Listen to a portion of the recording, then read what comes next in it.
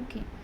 അപ്പോൾ നമുക്ക് പി എമ്മിൻ്റെ ഒരു ടോപ്പിക്കാണ് നോക്കുന്നത്, ആർട്ടീരിയോസ്ക്ലീറോസിസ്. അപ്പോൾ നമുക്ക് ഭയങ്കര കൺഫ്യൂഷൻ വരുന്നൊരു ടോപ്പിക്കാണ് ആർട്ടീരിയോസ്ക്ലീറോസിസ്, അതെറോസ്ക്ലീറോസിസ് എന്നൊക്കെ പറയുന്നത്. അപ്പോൾ നമുക്ക് ഇതിനകത്തിൽ ആർട്ടീരിയോസ്ക്ലീറോസിസ് നോക്കാം. അപ്പോൾ ഇതൊരു വാസ്കുലർ ഡിസീസിനകത്തിൽ പറയുന്നതാണ്. ഇപ്പോൾ അനൂറിസം പോലെയും അതുപോലെ അയോട്ടിക് ഡിസെക്ഷൻ പോലെയൊക്കെ നമുക്ക് വരുന്ന ഒരു വാസ്കുലർ കണ്ടീഷനാണ്. അപ്പം ആർട്ടീരിയോസ്ക്ലിറോസിസ് എന്താണ്? ഹാർഡനിങ്ങും അതുപോലെ തിക്കനിങ്ങും വരികയാണ് നമ്മുടെ ആർട്ടീരിയൽ വോൾസിൽ. അപ്പോൾ അത് കാരണം ആ ഒരു നോർമലി അതിന് സംഭവിക്കുന്ന ആ ഒരു ഇലാസ്റ്റിക് പ്രോപ്പർട്ടി ഉണ്ടാവത്തില്ല. അപ്പോൾ അതാണ് ആർട്ടീരിയോസ്ക്ലീറോസിസ്. അപ്പോൾ അതിനെ ഹയലിൻ ആർട്ടീരിയോസ്ക്ലീറോസിസ് എന്നും ഹൈപ്പർപ്ലാസ്റ്റിക് ആർട്ടീരിയോസ്ക്ലീറോസിസ് എന്നും പിന്നെ മോൺകി ബർഗ് മീഡിയൽ കാൽസിഫിക് സ്ക്ലീറോസിസ് എന്ന് ഡിവൈഡ് ചെയ്തിട്ടുണ്ട്. അപ്പോൾ ഈ ഓരോന്നും നമുക്ക് നോക്കാം. എന്താണ് ഹയലിൻ, ഏത് കണ്ടീഷനിലാണ് കാണുന്നത്, അതുപോലെ ഹൈപ്പർപ്ലാസ്റ്റിക് എന്താണ്, ഏത് കണ്ടീഷനിലാണ്, മോൺകി ബർഗ് മീഡിയൽ കാൽസിഫിക് സ്ക്ലീറോസിസ് എന്താണെന്ന്. ഓക്കെ. അപ്പോൾ അതിൻ്റെ നിമോണിക്സ് ഒക്കെ പറയുന്നുണ്ട്, HHM എന്ന് പറഞ്ഞ് നമ്മൾ ഓർത്തിരിക്കാനായിട്ട്. പിന്നെ ഹൈ ഈൽഡിങ് ഫാക്റ്റുകൾ നോക്കുകയാണ് ജസ്റ്റ്. എന്നിട്ട് അതിന് മുമ്പ് തന്നെ നമുക്ക് എന്താ ഓരോന്നും നമുക്ക് എടുത്ത് പഠിക്കാം. അപ്പോൾ ഈ ഹൈലിൻ ആർട്ടീരിയോസ്ക്ലീറോസിസ് എന്ന് പറയുന്നത് നമ്മുടെ അവിടെ ആ ഹൈലിൻ ഡെപ്പോസിഷനാണ് ഉണ്ടാകുന്നത്. അതായത് ഒരു പിങ്ക് ആയിട്ടുള്ള ഒരു പിങ്ക് കളറിലെ ഹൈലിൻ മെറ്റീരിയൽ സ്മോൾ ആർട്ടറീസിലും ആർട്ടീരിയോൾസിലും ഡിപ്പോസിറ്റ് ചെയ്യുന്നു. ഇനി നെക്സ്റ്റ് പോയിൻ്റാണ് ഇമ്പോർട്ടൻറ്റ്. എന്ത് കാരണം കൊണ്ടാണ് ഹൈലിൻ ആർട്ടീരിയോസ്ക്ലീറോസിസ് ഉണ്ടാവുന്നത്? എപ്പോഴും അതൊരു ബിനൈൻ ഹൈപ്പർ ടെൻഷൻ ഒരു മൈൽഡ് ഹൈപ്പർ ടെൻഷനാണ്. അപ്പോൾ ഒരു മൈൽഡ് ഹൈപ്പർ ടെൻഷൻ്റെ കേസിലും അതുപോലെ മൈൽഡ് ഡയബറ്റീസിൻ്റെ കേസിലും ഒക്കെയാണ്. അപ്പോൾ ക്വസ്റ്റ്യൻ വരും, മൈൽഡ് ഹൈപ്പർ ടെൻഷൻ അല്ലെങ്കിൽ ബിനൈൻ ഹൈപ്പർ ടെൻഷൻ്റെ കേസിൽ ഏത് ആർട്ടീരിയോസ്ക്ലീറോസിസ് ആണ് ഉണ്ടാവുന്നത്? there will be എന്താണ് ഹൈലിൻ ആർട്ടീരിയോസ്ക്ലീറോസിസ്. അവിടെ ഒരു ഹൈലിൻ മെറ്റീരിയലാണ് ഡിപ്പോസിറ്റ് ചെയ്യുന്നതെന്ന് ഓർത്തിരിക്കുക. അതുപോലെ ഡയബറ്റീസിൻ്റെ കേസിൽ ഏത് മെറ്റീരിയലാണ് അല്ലെങ്കിൽ ഏത് ആർട്ടീരിയോസ്ക്ലീറോസിസ് ആണ് വരുന്നത്? അതേത് ഹൈലിനാണ്. അങ്ങനെയാണ് ക്വസ്റ്റ്യൻ വരാൻ ചാൻസ് ഉള്ളത്. പിന്നെ ഹൈ BP അല്ലെങ്കിൽ ഡയബറ്റീസ് പതോളജി ജസ്റ്റ് പറഞ്ഞേക്കാണ്. അവിടെ എൻഡോത്തീലിയൽ ഇഞ്ചുറി ഉണ്ടാവുന്നു, പ്ലാസ്മ പ്രോട്ടീൻസ് ലീക്ക് ഔട്ട് ആവുന്നു, അങ്ങനെ സ്മൂത്ത് മസിൽസും മെട്രിക്സിലും ഡിപ്പോസിഷൻ ഉണ്ടായിട്ട് വോൾസ് അവിടെ തിക്കൻ ആവുന്നു. അതായത് വോൾസിൽ ഹൈലി മെറ്റീരിയൽസ് ഡിപ്പോസിറ്റ് ചെയ്തിട്ട് ആ ലൂമൻ അത് വോൾസ് തിക്കാകുമ്പോൾ എന്താ ഗ്രാജുവലി അവിടെ ലൂമൻ നാരോ ആവുന്നു. ഓക്കെ. അപ്പോൾ മൈക്രോസ്കോപ്പിയിലൂടെ നമുക്ക് നോക്കുമ്പോൾ എങ്ങനെയാണ് microscopically we can see thick homogeneous glassy pink wall with narrow lumen. Walls വളരെ ഗ്ലാസി പിങ്ക് വോൾസ് ആയിരിക്കും ഹൈലി ഡിപ്പോസിഷൻ കാരണം. പിന്നെ ഈ സൈറ്റുകളും ഇമ്പോർട്ടൻ്റ് ആണ്. ഏതൊക്കെയാണ് സൈറ്റുകൾ, ഇൻവോൾവ് ചെയ്യുന്ന സൈറ്റുകൾ ഏതൊക്കെയാണ്? കിഡ്നിയിലും റെറ്റിനയിലും ബ്രെയിനിലുമാണ് ഡിപ്പോസിഷൻ ഉണ്ടാവുന്നത്. ആൻഡ് ദ കിഡ്നി ചേഞ്ചസ് എന്തൊക്കെയാണ്? കിഡ്നി ചേഞ്ചസിൽ ബിനൈൻ നെഫ്രോസ്ക്ലീറോസിസ് ഉണ്ട്, ഫൈൻ ഗ്രാനുലാർ ആയിട്ടുള്ള കിഡ്നി ആയിട്ട് മാറുന്നു. ഇനിയും നമുക്ക് കുറച്ച് ഹൈൽഡിങ് പോയിൻറ്റ്സ് ആണ്. പേൾ പോയിൻറ്റ്സ് എന്ന് പറയുമ്പോഴത്തേക്ക് പേൾ MCQs ആണ് പറഞ്ഞിരിക്കുന്നത്. വെച്ചാൽ നമുക്ക് ചോദിക്കാൻ കൂടുതൽ ചാൻസ് ആണ്. എന്ത് കണ്ടീഷനിലാണ് ഹൈലിൻ ആർട്ടീരിയോസ്ക്ലീറോസിസ് ഉണ്ടാവുന്നത്? അത് ബിനൈൻ ഹൈപ്പർ ടെൻഷൻ. ദെൻ അതിൻ്റെ ക്വസ്റ്റ്യൻ ഡയബറ്റിസ്, അതൊരു ക്വസ്റ്റ്യൻ ആണ്. ഡയബറ്റീസിൻ്റെ കേസിൽ ആർട്ടീരിയോസ്ക്ലീറോസിസ് ഹൈലിൻ ടൈപ്പ് നമുക്ക് കാണാൻ പറ്റും. പിന്നെ ഹൊമോജീനസ് പിങ്ക് ഹൈലിനാണ് കാണുന്നത് നമ്മൾ പറഞ്ഞു. ഓക്കെ, അതാണ് നമ്മൾ ഇതുവരെ പഠിച്ചത്. ഓക്കെ, യെസ്, അതാണ്. അപ്പോൾ ആ ഒരു ടോപ്പിക്ക് കഴിഞ്ഞു.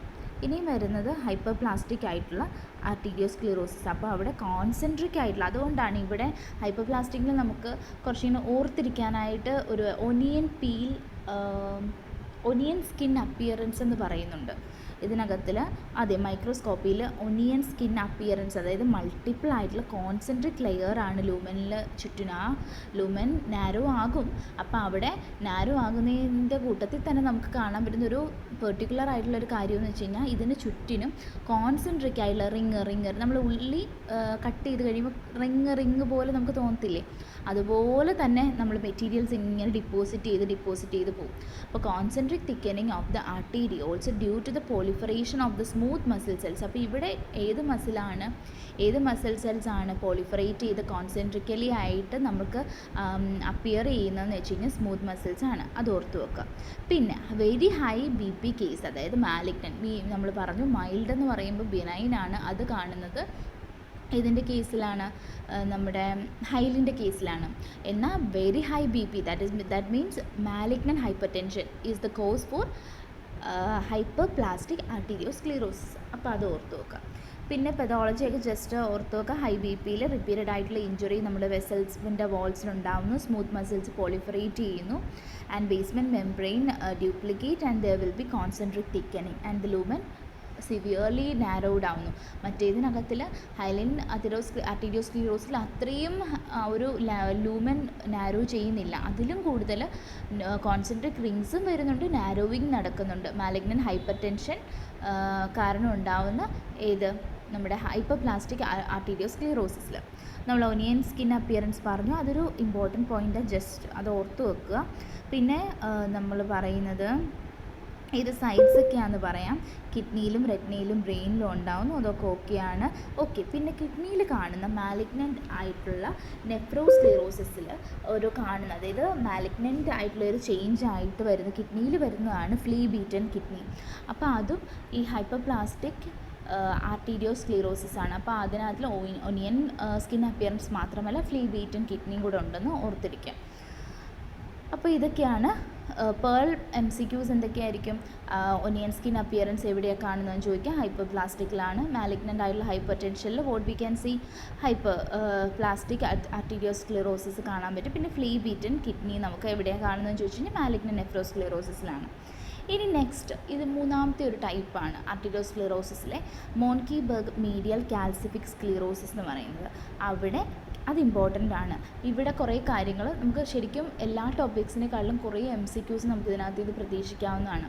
ഇവിടെ കാൽസിഫിക്കേഷൻ എവിടെയാണ് നടക്കുന്നത്, അതായത് കാൽസ്യം ഡിപ്പോസിഷൻ നടക്കുന്നു എവിടെ ചോദിക്കാം. ഇവിടെ ടൂണിക്ക മീഡിയയിലാണ്, എന്നാൽ ടൂണിക്ക ഇൻറ്റിമ വളരെ നോർമലായിട്ട് തന്നെ ഇരിക്കും. അപ്പോൾ അവിടെ കാൽസ്യം ഡിപ്പോസിഷൻ മീഡിയയിലാണെന്ന് ഓർത്ത് വെക്കുക. അവിടെ ലൂമന് നാരോവിങ്ങോ ഒന്നും ഉണ്ടാകത്തില്ല. അപ്പോൾ ലൂമൻ നാരോവിങ് ഉണ്ടെങ്കിൽ നമുക്ക് മനസ്സിലാക്കാം ഫ്ലോയിൽ വ്യത്യാസം വരും എന്നൊക്കെ ഉള്ള കാര്യങ്ങൾ. അപ്പം നമുക്ക് സിംറ്റംസ് നമുക്ക് ഒരു നോർമലായിട്ട് തന്നെ ആയിരിക്കും ഇത് പ്രസൻറ്റ് ചെയ്യുന്നത്. അതായത് ലൂമന് കാൽസ്യം ഡിപ്പോസിറ്റ് ചെയ്യുന്നുണ്ട് ടൂണിക്ക മീഡിയയിൽ, പക്ഷേ ടൂണിക്ക ഇൻറ്റിമ നോർമലായിരിക്കും. അതുപോലെ ലൂമൻ ഒന്നും നാരോവിങ്ങോ അങ്ങനത്തെ കാര്യങ്ങളൊന്നും ഉണ്ടാകത്തില്ല. അതുകൊണ്ട് ബ്ലഡിൻ്റെ ഫ്ലോ വളരെ നോർമലായിരിക്കും. ഓക്കെ, അപ്പം ഏറ്റവും കൂടുതൽ നമുക്ക് കാണാൻ പറ്റുന്ന ആർട്ടറി ഏതാണെന്ന് ഓർത്ത് വെക്കുക. റേഡിയൽ ആർട്ടറിയാണ് മോസ്റ്റ് കോമൺ. കുറേ ആർട്ടറീസ് നമ്മുടെ ടെക്സ്റ്റിലൊക്കെ പറയുന്നുണ്ട്. Femoral, radial, ulnar, genital arteries എന്നൊക്കെ പറയുന്നത്. അതിനകത്ത് കൂടുതൽ വരുന്നത് റേഡിയൽ ആണെന്ന് ഓർത്തു. അൾനാറും വരുന്നുണ്ട്. ഓക്കെ, പിന്നെ ഏജിങ് ഒരു 50 ഇയേഴ്സിന് മുകളിലുള്ളവരാണ്, 50 വയസ്സിന് മുകളിലുള്ളവരാണ്. പിന്നെ റിംഗ് ലൈക്ക് കാൽസിഫിക്കേഷൻ നമുക്ക് എക്സ്റേയിൽ കാണാൻ പറ്റും. ആർട്ടറീസ് ഭയങ്കര ഹാർഡും ടോർച്ചേഴ്സും ആയിട്ട് മാറുന്നു. മൈക്രോസ്കോപ്പിക്കലി നമുക്ക് നോക്കുമ്പോൾ നമ്മൾ പറഞ്ഞു കാൽസ്യം ഡിപ്പോസിറ്റ്സ് എവിടെ കാണാൻ പറ്റുമെന്ന് വളരെയധികം നമ്മൾ ഓർത്തിരിക്കേണ്ട കാര്യമാണ്. ടൂണിക്ക മീഡിയയിലാണ്. ടൂണിക്ക ഇൻറ്റിമ വളരെ നോർമലായിട്ട് തന്നെയായിരിക്കും ഇരിക്കുന്നത്. ഇനി ക്ലിനിക്കൽ സിഗ്നിഫിക്കൻസ് യൂഷ്വലി അസിംറ്റമാറ്റിക് ആണ്. ലൂമൻ അവിടെ നാരോഡ് ആവുന്നില്ല, നമുക്കവിടെ സിംറ്റംസ് ഒന്നും കിട്ടുന്നില്ല. ഓക്കെ, ഇനി പോയിൻറ്റ്സ് എന്തൊക്കെയാണെന്ന് നമുക്ക് നോക്കാം. നമ്മളത് പറഞ്ഞു തന്നെയാണ്, റിപ്പീറ്റഡ് ആയിട്ട് പിന്നെയും പറയുന്നുള്ളൂ മൈൻഡിലേക്ക് ഉറപ്പിക്കാൻ വേണ്ടിയിട്ട്. ടൂണിക്ക മീഡിയയിലാണ് അഫക്റ്റ് ചെയ്യുന്നത് and does not obstruct the blood flow. ഇത് നമ്മൾ പറഞ്ഞു, സിംറ്റംസ് ഇല്ല, അസിംറ്റമാറ്റിക് ആണ്. ലൂമനിൽ നാരോവിങ് ഒന്നും ഉണ്ടാക്കുന്നില്ല, അതുകൊണ്ട് തന്നെ ബ്ലഡ് ഫ്ലോയ്ക്ക് ഒരു കുഴപ്പവും ഉണ്ടാവുന്നില്ല. Most commonly affected is the medium sized muscular arteries. അത് ഇമ്പോർട്ടൻ്റ് ആണ്. മീഡിയം സൈസ്ഡ് മസ്കുലർ ആർട്ടറീസ് ആണ് ഇൻവോൾവ് ചെയ്യുന്നത് ring like calcification on the X-ray. Okay, ഏത് ആർട്ടറിയാന്ന് പെർട്ടിക്കുലറായിട്ട് പറയാൻ പറഞ്ഞു കഴിഞ്ഞാൽ റേഡിയൽ ആർട്ടറി. ഇനി ജസ്റ്റ് അത് മൊത്തം ഒരു ചാർട്ട് രൂപത്തിൽ നമുക്ക് പ്രസൻറ്റ് ചെയ്തിരിക്കുകയാണ്. നമ്മൾ പറഞ്ഞു ഹൈലിൻ എന്ന് പറയുന്ന സ്മോൾ ആർട്ടറീസിലും അതുപോലെ ആർട്ടീരിയോൾസിലുമാണ് വരുന്നത്. Benign hypertension and diabetes.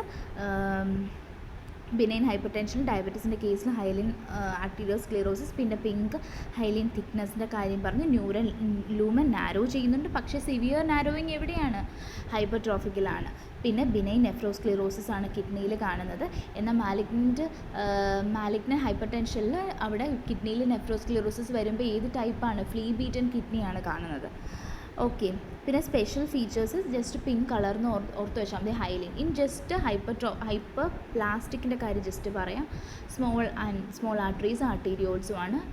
പിന്നെ അതുപോലെ തന്നെ എന്താണ് കോസ്? മാലിഗ്നൻ്റ് ഹൈപ്പർ ടെൻഷനാണ് കോസ്. ഒനിയൻ സ്കിൻ അപ്പിയറൻസിൻ്റെ കാര്യം പറഞ്ഞു ഓർക്കുന്നുണ്ട്. ഫ്ലീ ബീറ്റൻ കിഡ്നിയുടെ കാര്യം പറഞ്ഞു ഓർക്കുന്നുണ്ട്. ഇവിടെ എപ്പോഴും ഡിപ്പോസിഷൻ വരുന്നത് കോൺസെൻട്രിക്കലി ആയിരിക്കും. അതുകൊണ്ട് തന്നെ സ്മൂത്ത് മസിൽസ് പ്രോലിഫറേറ്റ് ചെയ്ത് കോൺസെൻട്രിക് ആയിട്ടുള്ള റിങ്സ് പോലെ അപ്പിയർ ചെയ്യുന്നതുകൊണ്ടാണ് ഈ ഒനിയൻ സ്കിൻ അപ്പിയറൻസ് വരുന്നതെന്ന് ഓർക്കുക. ലൂമൻസ് ഒക്കെ സിവിയർലി നാരോഡ് ആയിരിക്കും. ഓക്കെ, ബാക്കിയൊക്കെ നമ്മൾ പറഞ്ഞ പോയിൻറ്റ്സ് ആണ്. ഇനി മോൺഗിബർഗിൻ്റെ കാര്യം പറയുകയാണെങ്കിൽ അവിടെ ഏതായാലും പറഞ്ഞത് അവിടെ മസ്കുലാർ ആർട്ടറീസിൽ അതിൽ ഏതാ ട്യൂണിക്ക മീഡിയാണ് ഇൻവോൾവ് ചെയ്യുന്നത്. ഇൻറ്റിമ വളരെ നോർമലായിരിക്കും, അവിടെ ലൂമൻ നാരോവിങ് ഇല്ല, അതുകൊണ്ട് തന്നെ അസിംറ്റമാറ്റിക് ആയിരിക്കും. ഏജിങ്ങിൻ്റെ സമയത്താണ് ഇത് പ്രസൻറ്റ് ചെയ്യുന്നത്. മീഡിയൽ കാൽസിഫിക്കേഷൻ, റിംഗ് ലൈക്ക് കാൽസിഫിക്കേഷനൊക്കെയാണ്. വേറെ പോയിൻറ്റ്സ് ഒന്നും വിട്ടുപോയിട്ടില്ല എന്ന് വിചാരിക്കുന്നു. ഇത് ജസ്റ്റ് നമ്മൾ നോട്ട്സ് ടെക്സ്റ്റിൽ നിന്ന് വളരെ പെർട്ടിക്കുലറായിട്ടുള്ള പോയിൻറ്റ്സ് എടുത്തിട്ട് നമ്മളത് ജസ്റ്റ് ഒരു വിത്ത് ഹെൽപ്പ് ഓഫ് ജെമിനി നമ്മളത് നോട്ട് പ്രിപ്പയർ ചെയ്തേക്കുന്നതേ ഉള്ളൂ. Okay, by.